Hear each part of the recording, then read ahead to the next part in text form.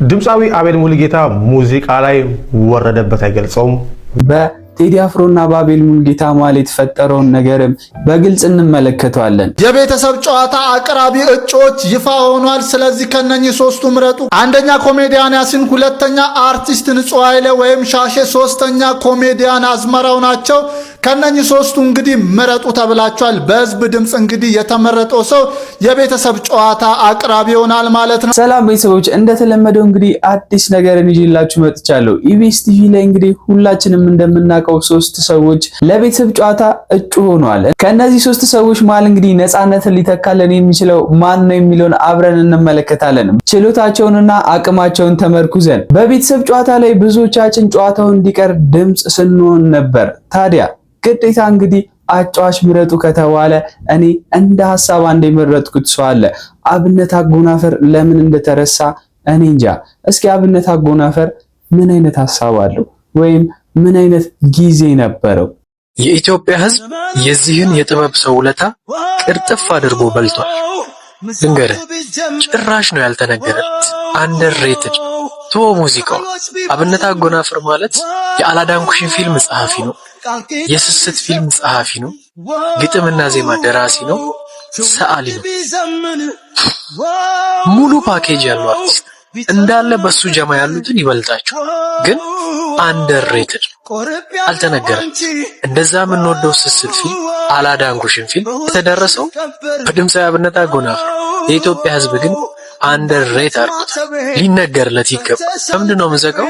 ውስጥ ድረስ ዘልቆ በሚሰማው ግጥምና ዜማው በዚህ ትራክ የፊልም ጽሑፉ፣ ሰዓሊነቱ፣ ግጥምና ዜማ ደራሲነቱ ሳይረሳ አብነት አጎናፍር ቢሆንና እነዚህ ድብቅ የሆኑ ችሎታዎችን እንደዚሁም ደግሞ ዕውቀቶቹን ቢነግረን ቢያስተምረን እንደዚሁም ደግሞ ሳቅን ቢጭርብን አሪፍ ነው ብዬ አስባለሁ። በተጫዋችነቱም ስለሚታወቅ እናንተስ ምን አይነት ሐሳብ አላችሁ? ሁላችንም እንደምናውቀው ነፃነት እንግዲህ ከማሳቁ ወይም ደግሞ ፊልም ላይ ሁላችንም ከምናውቀው ትወና ውጪ ብዙዎቻችንን ሊያግባባና ሊያስማማ የሚችለው አንድና አንድ ዕውቀቱ ነው። ነፃነት እንደ ስሙ ነፃ የሆነ ሰውና በጣም ዕውቀትን የተላበሰ ሰው ነበር። ይህንን ማንነት ወይም ደግሞ ይህንን ችሎታ ማን ነው ይዞልን የሚቀርበው? ብዙ ሰዎች በሚባል ደረጃ በአሁን ሰዓት ላይ ውሳኔ ባይሰጥም ያሲን ላይ እንደጸኑ ናቸው። ኮሜዲያን ያሲን እንግዲህ እኔ ይቅናህ ማለት ፈልጋለሁ። ግን ተወዳዳሪ እስካለ ድረስ አሸናፊውን ከወዲሁ ማወቅ በጣም ከባድ ነው። ምክንያቱም በውድድር ላይ የሚፈጠረው ነገር ስለማይታወቅ። በመጀመሪያ ግን ለእናንተ ጥያቄ አቀርባለሁ። ማን ቢሆን ይሻላችኋል? ኮሜንት ሴክሽን ላይ የተለየ ሐሳብ ባይኖራችሁም ቢኖራችሁም ኮሜንት ሴክሽን ላይ እንድታስቀምጡልኝ እኔ ካሁኑ ነግራችኋለሁ። ምክንያቱም የ1000 ብር እና የ1500 ብር ተሸላሚ የሚያደርጋችሁ ስለሚችል ለሴቶች 1500 ብር ለወንዶች 1500 ብር ሁልጊዜም እንደምንሸልም በየ3 ቪዲዮ የታወቀ ነው። ከሁለት ቪዲዮ በኋላም ይዤላችሁ እንደምመጣ እርግጠኛ ሆናችሁ ጠብቁኝ። ሰብስክራይብ ያላደረጋችሁ ሰብስክራይብ ያደረጋችሁ ይልቅ እንደራስ ካቃቂ መቂ ድረስ የሚሆን ስም አወጣለሁ ብለህ የልጁን ስም ሳታወጣ ልደቱ እንዳይደርስብህ እጩ ከነበሩ ሰዎች መካከል አንዷ ንጹህ ናት። ብዙዎቻችን ቤቶች ላይ የምናውቃት እንቁ አርቲስታችን እንደዚሁም ኮሜዲያን። ታዲያ ንጹህ እንዴት አይነት ፐርፎርማንስ አላት? ወይም ደግሞ በህዝብ ውስጥስ ምን አይነት ኢሜጅ አላት? ወየከየ የኛለ ወየ ሲጎርቢ ወልባለም ጋንቺ ያለ ሸጋለ እከየ ወየ ኮካ ወዩካ ተፈልቅ ቆንጆ ባለም አጣዋ አንተን የሚበስ ሰይናት ያርጊ ነካነካ እጉድ ዱናት ይሰሰቴ እንደው ወጥራ አርግ ሮዲያ አትደዛ ደብዛ ጆና ተጠብይ የከፍታ አድርግልኝና ግን እከየ ከ9 ልጆች እኔ መውለድ አልፈልግም። ምን ይደረግ? ሰው ጠፍቶ ከድመት የሚያወዳጅ ዘመን ላይ ደረስ። አረ ድመትም የኑሮ ውድነት አናታቸው ላይ ወጥቶ አራርቆ መውለድ የሚባል ነገር ገብቷቸዋል። እንደው ግን 9 አስብ ለምን 10 12 እናደርገው? ደግሞ ለሁሉም ስም ማውጣላቸው እኔ ወደጅሽ ይልቅ እንደራስ ካቃቂ መቂ ድረስ የሚሆን ስም አወጣለሁ ብለህ የልጁን ስም ሳታወጣ ልደቱ እንዳይደርስብህ ሴትዮ የጠራሽ የለም። ሰውዬ እኔና ቤት አላልኩ ወደ ላይ ከማን ጋር ነው የምታወራው? እኔ እኮ እዚህ ግቢ ውስጥ ሰው አይታየኝም። ምን አሽንት ብሎ አዛው አነኩ እኔ ታሽን ሰው አይደለሽም እያልሽ ነው? ማተሪያ ነሽ። ለነገሩ እውነትሽን ነው። እኔ ታሽ ራሱ ምንም የሚታየኝ ሰው የለም። ያምሻል እንዴ አንቺ ምን ነው ተቦጫረሽብንስ እንዴ? ዛሬ ደግሞ እቺ ውድ ምሽቴ ደንግጣ ጥንሱ ይወርድስ ምን አልካከ ጆሬ ነው ምንድን ነው የምሰማው? ድምፅ ነው እንዴ ያልከው? የሆነ የሴት ድምፅ ሰማሁ አይደል? የእድር ጥሩምባም ይመስላል። ከተመለ ለኔ ለሻሽ ስትል አይደለም መውለድ ግቢውን ለምን መዋዕለ ሕፃናት አታደርገው? አንቺ ደግሞ ማን ነው ጥሩምባ? ምን ልትሆኚ? ቆይ አንቺ ግን ከልክ በላይ የወበረሽ አትመስይም። አነኩርሻለሁ። ለነገሩ አንቺ ምን ታረጊ? የምታሰድበኝ ከምንም ጊዜውም በላይ ምርጥ ገጸ ባህሪዋን ነበር የንጹህን የተመለከትነው። በሚገርም ሁኔታ አርቲስት ንጹህ ኃይሌ ላይ የብዙዎቻችን ሐሳብ በገሃድ ዓለሙም እንደዚህ አይነት ገጸ ባህሪ እንዳላት ነው። ነገር ግን ፈጽሞ ተገላቢጦች ነው። ምክንያቱም ንጹህ ኃይሌ የተማረች እንደዚሁም ደግሞ ጽድት ያለች የልጆች እናት ከዛ በተጨማሪም ደግሞ ዘመናዊ ከሚባሉ ሴቶች መካከል የምትመደብ እንቁ አርቲስታችን ናት። ታዲያ ሌዲስ ፈርስት በማለት እንግዲህ እሷን በመጀመሪያ ይዤላችሁ መጥቻለሁ። በቀጣይነትም አርቲስት አዝመራውን እናገኘዋለን። ሲንግል ባያመጣም ብዙዎች ዘፈን እንዲዘፍንላቸው ከሚመኟቸው ሰዎች መካከል አንዱ ነው። ምክንያቱም የብዙዎች ዘፋኞችን ድምጽ ማስመሰል ይችላል። ከዛም ባለፈ ወደ ራሱ ድምጽም ስንመለስ ጽድት ያለ ድምጽ እንዳለው ሁላችንም እናውቃለን። ሁልጊዜም በቅርቡ ያለ እንግዲህ እስካሁን አስቀርቶብናል። ለዚህ ምላሻችሁ ምንድነው? ለአዝመራው ያላችሁ ምላሽ ኮሜንት ሴክሽን ላይ ጠብቃለሁ። እንደዚሁም ደግሞ ድብቅ ችሎታዎች ውስጥ መካከል አንዱ ጨዋታን መፍጠር ነው። አዝመራውን ተመልክተነው እንመለስ። አሁን አንተ አስመሳይ ብለው ቢጠሩ ሙያ ነው ማለት ነው። ሙያ ነው። አስመሳይ እስኪ አስመስል። እስኪ ልነሳና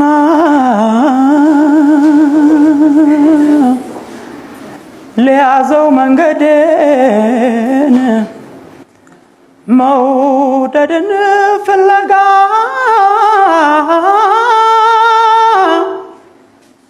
ስደተኛውን ለመንገደኛ ሰው አይነፍኩም ስንቁን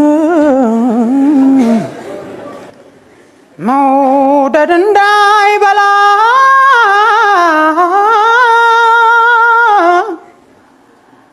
አንጀቱን በጣም የብዙነሽን ደግሞ ቁጭ ነው ይሉኛል እና ብዙዬን ደግሞ እኔ እወዳታለሁ። ብዙዬ እንዴት ነች? የሱን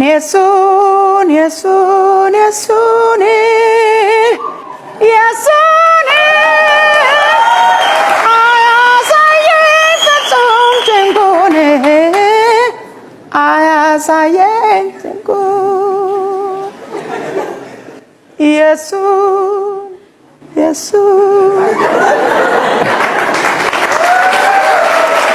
በመጨረሻም ሁላችሁም የወደዳችሁትና በአሁን ሰዓት ላይ ቲክቶክ እንግዲህ ያጨናነቀው ኮሜዲያን ያሲኖ ነው። ኮሜዲያን ያሲኖ ወጣት እንደመሆኑም አንፃር ገና ታዳጊም እንደመሆኑም አንፃር ብዙ ነገሮችን ይዞልን ይመጣል ብዬ አስባለሁ። በተለይ ደግሞ ለአሁኑ ጄኔሬሽን ከቲቪ ጋር የመገናኘት እድሉን ይፈጥራል ብዬ አስባለሁ። ምክንያቱም በስልካችን ስለለመድነው ፊቱን ቲቪ ላይም የማየት እድላችን ከፍተኛ ይሆናል ብዬ አስባለሁ።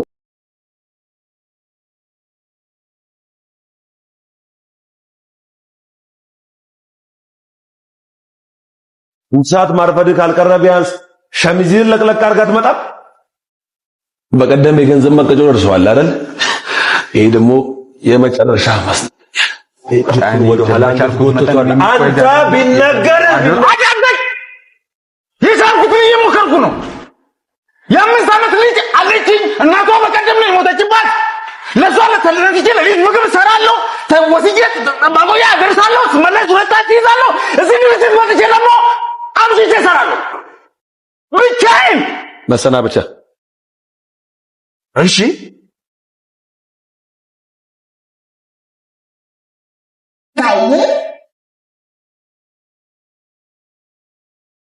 የቻልኩትን እየሞከርኩ ለማስተካከል እሞክራለሁ።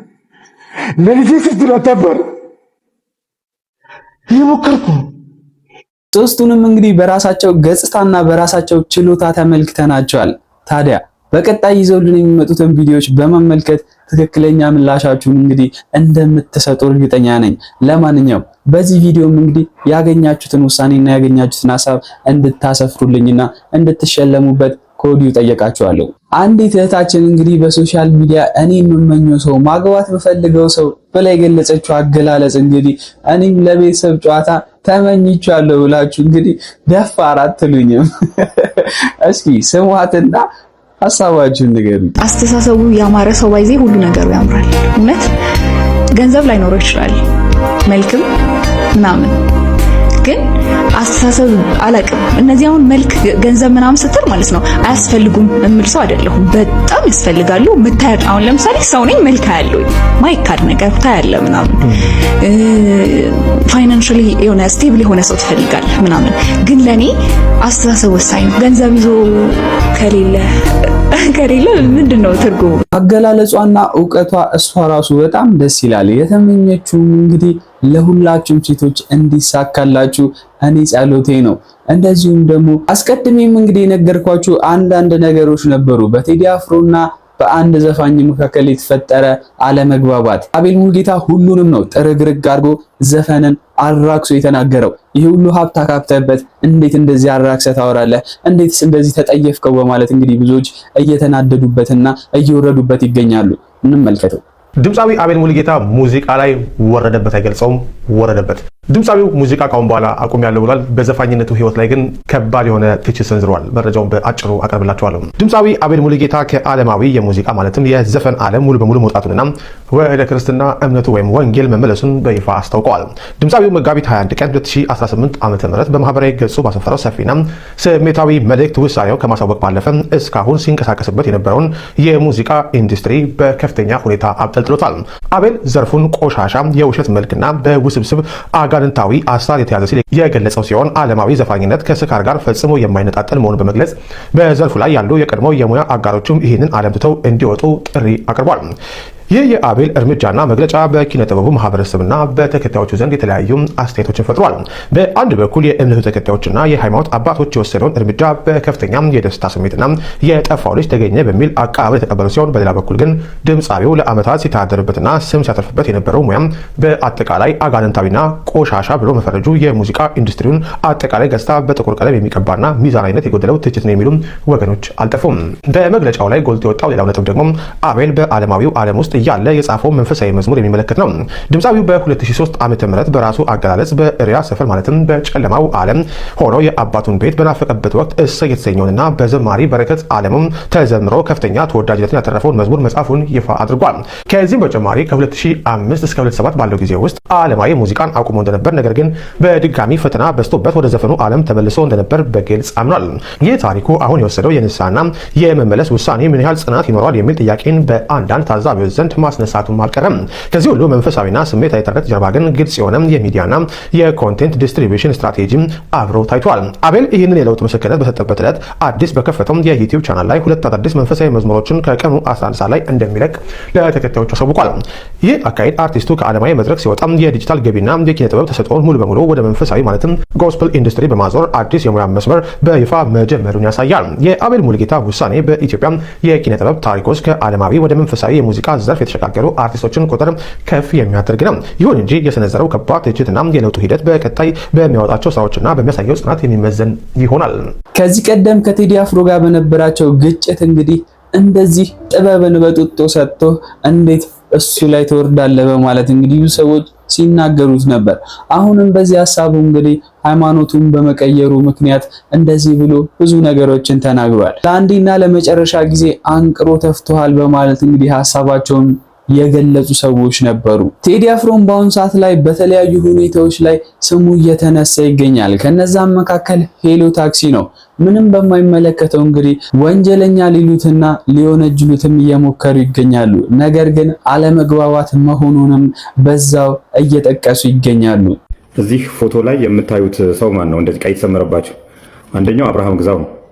ሁለተኛው አምባሳደር ዲና ሙፍቲ ነው። ይሄን ፎቶ የተነሱት የዘንድሮ የገና ኤክስፖና ባዛር ላይ ነው። ይህንን ፕሮግራም ያዘጋጀው ዳሶማ ትሬዲንግ ነው።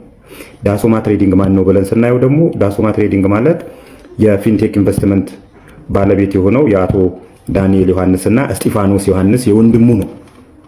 እንግዲህ ይህን ፕሮግራም የዳንኤል ዮሐንስና እስጢፋኖስ ዮሐንስ የሁለት ወንድማማቾች ንብረት የሆነው ዳሶማ ባዘጋጀው የገና ኤክስፖ ላይ የተገኙት እነዚህ ሁለት ሰዎች ናቸው። አንድ በሉልኝ። ይሄኛው ደግሞ የባለፈው የነገርኳችሁ ቴድሮስ ካሳሁን የሄሎ ታክሲ ስፖንሰር ባደረገው ላይ ነው። ማንን ታያላችሁ? እነዚህ እዛ ጋር ከኋላ ያለው የተሰመረበት ማን ነው? አብርሃም ግዛው ነው። ፊንቴክ ላይ እና አብርሃም ግዛውን አሁን የታሰሩ ሰዎችን ኤቭሪዌር ነው የምታገኟቸው። እንግዲህ የዚህን ታሪክ ካወቅ ነው አብርሃም ግዛውን ብቻውን ወስደን ብናየው ሄሎ ላይ ነበረ፣ ፊንቴክ ላይ ነበረ፣ ዳሶማ ላይ ነበረ ማለት ነው። 3 ቦታ። እነዚህ 3 ቦታዎች ላይ እያለ እንግዲህ ይሄ ካምፓኒ በሶስተኛ ዙር ነው የመጣብን ዳሶማ ብሎ ራሱን ማለት ነው። 3 ቦታ ላይ ያለ ፊንቴክ ኢንቨስትመንት እንደዚህ አጭበርባሪ ነበረ ስለመሆኑ አላቅም ሊለን አይችልም። ማስረጃዎቹ እነዚህ ናቸው። በእርግጥ አሁን የቴዎድሮስ ካሳሁን ስካይላይት ሆቴል እንኳን ደህና መጣህ አቀባበል የተደረገለት ቴዎድሮስ ካሳሁን ምንም አቅ እውነት ለመናገር ስለ ፕሮግራሙ ጓደኞቹ ናቸው ያዘጋጁት የተባለው ሌላ ክፋት የለውም። እንኳን ደህና መጣ ነው፣ እንኳን ዶክትሬቱን አገኘህ ነው። ስለዚህ ቴዎድሮስ እዚህ ጋር ምንም የሚያገባው ነገር የለም። አንዳንድ የድል አጥባይ አርበኞች ግን ነገሩን ፖለቲሳይዝ ለማድረግና ቴዎድሮስ ላይ የሆነ ነገር እንዳገኘውበት አይነት ነገር። በእርግጥ ቴዎድሮስ ላይ የሆነ ነገር ካገኘው እስካሁን ድረስ አላገኘውበትም። እንኳን እሱ አይደለም ባለቤቱ ሀምሰለት ሙጬ ፊንቴክ ኢንቨስትመንት የሰጣትን የአምባሳደርነት እንትን እምቢ ብላለች። ለዚህ ልትመሰገን ነው የሚገባው። እነ ሉላ ገዙንም እነ ጸገነት አበበንም በዚህ አጋጣሚ ልናመሰግናቸው ነው የሚገባው። ነገር ግን የቴዎድሮስ ካሳሁን ስም ለምን ተነሳ? አውዱን መረዳት ያስፈልጋል። እነዚህ ሰዎች እንግዲህ ዝም ብለው ሲንዘላዘሉ የነበሩ ሰዎች ከድል በኋላ መጥተው ነገሮቹን እንደዚህ ፖለቲሳይዝ ለማድረግ የሄዱበት መንገድ አዋጭ አይደለም። ቴዎድሮስ ካሳሁን ከዚህ በፊትም ነግሬዋለሁ። እሱ ምንም የሚያውቃቸው ነገሮች የሉም። ጓደኞቹ ናቸው ይሄን ፕሮግራም ያዘጋጁ።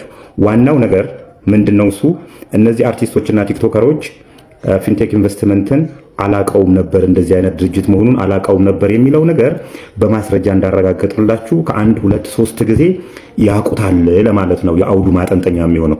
ስለዚህ ቴዎድሮስ ካሳሁንም ቢሆን የሆነ ችግር ከተገኘበት ዜጋ ነው እንትን ይላል። እስካሁን ባለው ነገር ግን ቴዎድሮስ ካሳሁን ምንም የሚያውቀው ነገር የለም። ከስራችኋል፣ ፖለቲሳይዝ ለማድረግ የፈለጋችሁ ሰዎች ልላችሁ ነው። በሚያስገርም ሁኔታ በሌላ በሌብነት ዜና እንግዲህ እየተጠረጠሩ ያሉ ሰዎች አሉ። ይህም ዜና እንግዲህ ከጎፈንድሚ ላይ የተዘረፈ ብር ነው በማለት እየተናገሩ ይገኛሉ።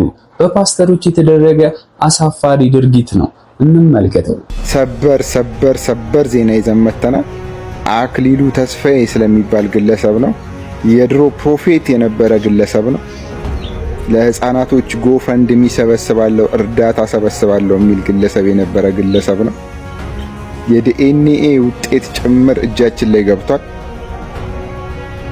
እስከዛ ቪዲዮን ሼር፣ ኮፒ ሊንክ በማድረግ ከጥቂት ሰዓታት በኋላ ጠብቁን፣ መረጃውን እንሰጣቸዋለን። ቴንክ ዩ። ህዝብ በአሁኑ ሰዓት ብዙ ነገሮችን እያማረረ ይገኛል። ከነዛ ማለ አንዱ ነዳጅ ነው። አውቶቡሶች ታሪፍ ሲጨምሩ ለምንድን ነው የኤሌክትሪክ አውቶቡሶች ታሪፍ የጨመሩት በማለት እየተናገሩ ይገኛሉ። ቪዲዮውን እንመልከተው። አዲስ አበባ ውስጥ ነዳጅ በማያስፈልገው የኤሌክትሪክ አውቶቡሶች ላይ የነዳጅ ዋጋ ጭማሪ ተደረገ ቢባል ምን ትላላችሁ? በኤሌክትሪክ በሚሰሩ አውቶቡሶች ላይ የተደረገው ድንገተኛ የታሪፍ ጭማሪ ነዋሪዎችን ክፉኛ አስቆጥቷል። ተጠቃሚዎች እንደሚሉት እነዚህ አውቶቡሶች ነዳጅ አይጠቀሙም። ታዲያ የዓለም አቀፍ የነዳጅ ዋጋ ጨመረ ተብሎ በእነሱ ላይ ለምን ጭማሪ ይደረጋል የሚል ጥያቄ በቁጭት እያነሱ ይገኛሉ። ቀደም ሲል 10 ብር ይከፈልባቸው በነበሩ መስመሮች ላይ አሁን እስከ 10 ብር የሚደርስ ተጨማሪ ክፍያ እየተጠየቀ ሲሆን ይህም የታሪፍ መጠኑን ከታክሲ ታሪፍ ጋር እጅግ እንዲቀራረብ አድርጎታል። የከተማው ትራንስፖርት ቢሮ በበኩሉ ምላሽ ሰጥቷል። የታሪፍ ማሻሻያው የነዳጅ ዋጋን ብቻ ሳይሆን የተሽከርካሪዎችን የጥገናና አጠቃላይ የአስተዳደር ወጪዎችን መሰረት ያደረገ ነው ብሏል። ለመሆኑ ነዳጅ የማይጠቀሙ አውቶቡሶች ላይ እንዲህ አይነት የዋጋ ጭማሪ መደረጉ ተገቢ ነው ወይስ ውሳኔው እንደገና ሊፈተሽ ይገባል? ሐሳባችሁን አስቀምጡልኝ። መልካም ጊዜ። ከዚህ ዜና ጋር ተያይዞ አንድ ያስደሰተኝ ቪዲዮ አለ። እንደዚሁም ደግሞ ክሬቲቪቲን የጨመረና ገቢንም የሚያሳድግ ማለት ነው። ታክሲዎች 2 ለ2 ተያይዘው እዚህ ጋር ከጀርባዬ እንደምትመለከቱት ጀርባና ፊት ሆኖ ከፊት ያለው ብቻ ነዳጅ ከቶ ከኋላ ያለው ነዳጅ ሳይቀዳ ተያይዘው ሁለቱም 12 ሰዋቸውን ጭነው ገቢ እያስገኙ ይገኛሉ። ምን አይነት ድንቅ ጥበብ ነው! እናንተ እስኪ ትጋሩታላችሁ? ይህን ሀሳብ ትክክል ነው ትላላችሁ? ተደራራቢ ባስ እንዳልነው እንግዲህ አሁንም ተደራራቢ ታክሲ መጥቶልናል ማለት ነው። ገብቷል።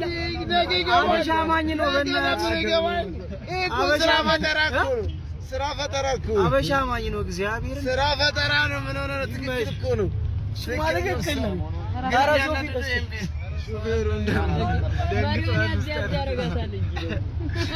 ነዳጅ የቀዱ ሹፌሮችም ለሌሎች ሹፌሮች እንግዲህ ሀሳባቸውን በእንደዚህ አይነት መልኩ እያጋሩ ይገኛሉ።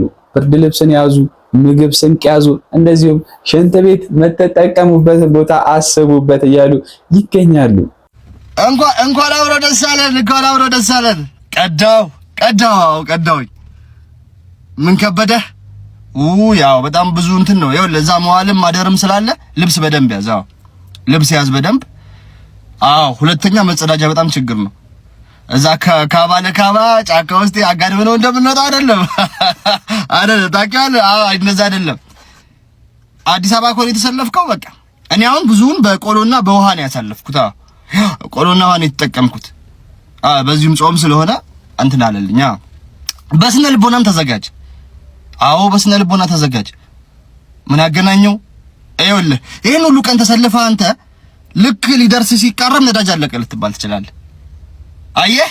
በስነ ልቦና ተዘጋጅ። ለምን ብዙ ወጣቶች ጌታ ሆይ መተን ነው ይሄን ችግር የምንነግርህ ብለው ራሳቸው እንትን ሊሉ ስለሆነ ይዘናቸው ነው። በስነ ልቦና ተዘጋጅ። አራተኛ የሌባ ጎማ አንተ ይሄን ሁሉ ሰልፍ ተሰልፈህ አጭበርብሮ ሊገባ የሚሞክር ሌባ አለ። የሌባ ጎማ ለሌባ ያው ትንሽ እንትን ያለኝ በጣም የከበደኝ እንትን ነው የቤተሰብ ናፍቆት በጣም ነው የከበደኝ። የመጡ ይጠይቁኝ ነበር። የመጨረሻውን ቀናቶች ያው እኔ ጋር ነው አብረው የተሰለፉት። የቤተሰብ ናፍቆት በጣም ነው የሚጎዳው። ትነዳዋለህ ወይ? ይሄ ከባድ ጥያቄ ነው እውነት። ገና የሚገርም ሞተሩ ሳስነሳው አንጀቴ ስብ ነው የሚለው። ደስ በቃ ላሊ ዘመዘባል እንደበዳተ ድንግል ባር እኮ ነው። አሁን በቃ እኮ ድንግል ባር እኮ ነው የሚታየኝ። እኔ እንጃ እንግዲህ እስኪ እግዚአብሔር ያውቃል። እኔ ልንዳው አላወኩም። በልበርታ። እሺ በርታ። እሺ ወንድሜ አይዞህ። ያው መጨረሻ ላይ እንትን ትራምፕ ኮሸቆምቦሬ ብለህ ዝጋ። ሌባ። በመጨረሻም አንድ ደስ የሚያስብልና ብዙ ወጣቶች ተስፋ እንዳይቆርጡ የሚያደርጋቸውን ንግግርና አግባብ ያለውን መንገድ ተመልክተን እንመለስ።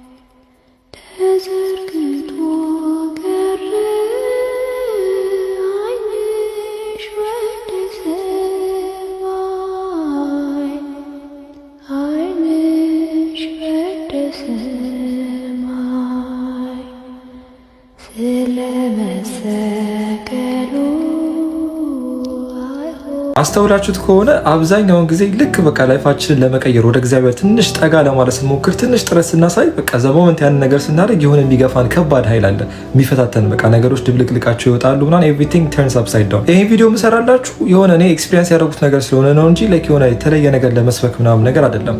እና ፑሽ እንድታደርጉ የሆነ ያክል ተስፋ እንዲሰጣችሁ ነው። ምን ይባላል መሰላችሁ ወደ ጥፋት መንገድ እያንቀጨቀጨ የሚወስዳችሁና የዘላለም ሞትን የሚያስረክባችሁ መንገድ ስትራመዱት እያንዳንዱ እርምጃችሁ ጣፋጭ ነው የሚሆነው ነገር ግን መጨረሻው ሲኦል ነው፣ የዘላለም ሞት ነውና ውጤቱ ደስ የሚል አይደለም።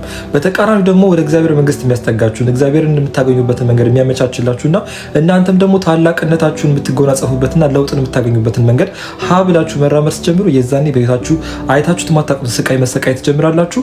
ታግላችሁ የማታውቁትን ትግል መታገል ትጀምራላችሁ ማለት ነው። ነገር ግን ውጤቱ የዘላለም ህይወት ነውና ደስ ይላል። ይሄ ነገር ባጭሩ ምንም ፕሩፍ ያደርግልናል ወይም ደግሞ ምንን ያረጋግጥልናል ማለት ነው። ሰይጣንም እግዚአብሔርም እንዳለ የሁለቱም ኃይል ኤግዚስት እንደሚያደርግ ማለት ነው። ከእግዚአብሔር ጋር ያላችሁ ቅርበትና ርቀት በህይወታችሁ የምታዩትን ፈተና ማነስና መብዛት ይወስነዋል። ሌላው የሚያረጋግጥልና ፕሩፍ የሚያደርግልን ነገር ምንድነው? እንግዲህ ወደ እግዚአብሔር ለመጠጋት ስትሞክሩና ህይወታችሁን እጥፍ አድርጋችሁ ወደ ተሻለ ነገር ለመጓዝ ስትሞክሩ የሆነ የሚጋፋችሁ ወደ ኋላ የሚጎትታችሁ ነገር ካለ የዛኔ ትክክለኛው መንገድ የተጓዛችሁ እንደሆነ ታውቃላችሁ ማለት ነው። ማረጋገጫ ናቸዋል።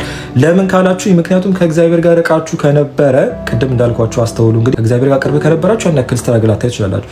ርቃችሁ ከነበረ ግን የዛኔ ነፍሳችሁን የሚያጠፋውን ነገር እያደረጋችሁ ስለነበረ ሰይጣን ምንም አይላችሁም። ምክንያቱም they're doing what I want ምናምን ብሎ ነው የሚያስበው አይደል? ስለዚህ ሰይጣንም እናንተ የምትፈልጉትን ነገር እያደረጋችሁ ከነበረ ዝም ነው የሚላችሁ። ግን ዘሞመንት እናንተ የነፍሳችሁን ድህነት የምታገኙበትን መንገድ ነፍሳችሁን የሚያድናትን ነገር ወደ እግዚአብሔር ለመጠጋት ስትሞክሩ ግን ያን ስትራግል ያበዛባችኋል ማለት። ስለዚህ ምን ታረጋግጥላችኋለች ማለት ነው? ትክክለኛው መንገድ የተጓዛችሁ ነው። ኦኬ አሃ ከእግዚአብሔር ጋር እርቄ ስለነበረ እንግዲህ ሩቅ ስለነበርኩኝ ለእግዚአብሔር አሁን መጾም፣ መጸለይ፣ መስገድ ስጀምር ኦኬ ስትራግሉን አበዛብኝ። ምክንያቱም ከዚህ በፊት ሳደርገው ያልነበረውን ነገር ያደረኩት ነው። አሃ ትክክለኛው መንገድ ላይ ብላችሁ ታስባላችሁ ማለት ነው። ነገር ግን እዚህ ጋር ማስተዋል ያለባችሁ ነገር ወደ እግዚአብሔር የምትጓዙበት መንገድ ሁሌ ስትራግል የበዛበት ስቃይ የበዛበት ነው ማለት አይደለም። አሁንም ልድገምላችሁ፣ ከእግዚአብሔር ርቃችሁ ከነበረ ስትራግል ይበዛል ነው። ላይክ ውቅያኖሱ ከተናወጠ በኋላ ከዛ መናወጥና ከዛ ሱናሚ በኋላ ጸጥ ረጭ ያለ ፀሐይ ወጣ በቃ ሰላምና ረፍት ያለበት ነገር እንደሚመጣ ማወቅ አለባችሁ። እግዚአብሔር የሚሰጣችሁ ያ ነው። ፈተናውን የሚያበዛባችሁ እንድትፈተኑ የሚያደርጋችሁ ነው። እግዚአብሔርም በራሱ ፈተና ያመጣባችኋል እናንተ እንድትማሩ የሚፈልገው ነገር ካለ ማለት ነው። ሰይጣኑም ደግሞ በራሱ መንገድ ይፈትናችኋል ማለት ነው። ነገር ግን ሰይጣን ሲፈትናችሁና እግዚአብሔር ሲፈትናችሁ የተለያየ ነው። ሰይጣን እናንተ በደንብ እንድትወርቁ እንድትሰበሩ አድርጎ ነው ፈተናውን የሚያመጣባችሁ። እግዚአብሔር የሚያመጣላችሁ ፈተና እናንተ የምትሻሻሉበትን ነገር ነው። ስለዚህ እሱንም መለየት ያስፈልጋል ማለት። ስለዚህ የእግዚአብሔር መንገድ ሁሌ ፈተና የበዛበት ስትራግል የበዛበት ስቃይ የበዛበት ነው ማለት አይደለም። ስለዚህ ዶንት ቢ ሰርፕራይዝድ ይሄን ሁሉ ጊዜ ከእግዚአብሔር ርቃችሁ ምናምን አሁን ደግሞ ወደ እግዚአብሔር ለመጠጋት ስትሞክሩ ሰይጣን ያንን ፈተና ሲያመጣባችሁ ሰርፕራይዝድ አትሁኑ። ምክንያቱም ሰይጣን ሲፈልገው የነበረውን ነገር እያረጋችሁ ቆይታችሁ አሁን ደግሞ ወደ እግዚአብሔር ለመጠጋት በአንድ ስትሞክሩ ይሄ ላይክ አይሆንም ምንድነው የምትሉት ምናምን ብሎ ፈተናውን ያበዛባችኋል ማለት ነው። ገባችሁ? እንጂ ወደ እግዚአብሔር የምትጠጉት መጾም፣ መጸለይ ምናምን ስትጸልዩ ሀሳብ መበታተን ኦር ምናምን ዛሬ ጸለያችሁ ነገ ለመጸለይ ከእንደገና በዝሙት መውደቅ ከእንደገና ደግሞ ኃጢአት ውስጥ መግባት ምናምን ነገር ምንድነው እንደዚህ ስትራግል ማድረገው ምናምን ብላችሁ አትደናገጡ። አንድ አካል ነው የሂደቱ አንድ አካል ነው። ስለዚህ ጠንክሩ፣ በርቱ። የለም እንደ ሞቲቬሽን እንዲሆናችሁ ነው ማለት ነው። እኔም ስቲል ላይክ እዛ ፕሮሰስ ላይ ነው ያለሁት።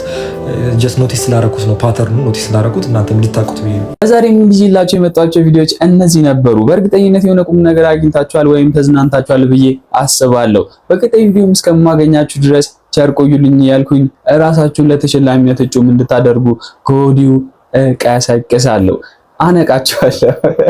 ቸር ቆዩልኝ።